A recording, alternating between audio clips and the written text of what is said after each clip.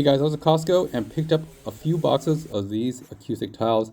My office bounces sound everywhere because of the hard plaster and drywall, so I wanted to put these tiles on. I first tried out 2 boxes, then I started building up more. Now, I basically just used 4 screws on each corner so that I basically mount it. I didn't use glue like per the instructions, and I've definitely used a level.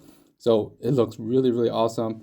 And I first started with like 2 boxes, then into 4 boxes, and this is what happened next. So I finished installing the rest of the sound absorbing wooden panels. They are basically felt and wooden panel slates, which is really nice. You can see there's a lot of them. It looks really, really classy and really, really comforting. This is like a library, in terms of sound deadening. But overall, this is really good in terms of sound absorption. It makes it a little darker too, a little bit more modern. It is very modern.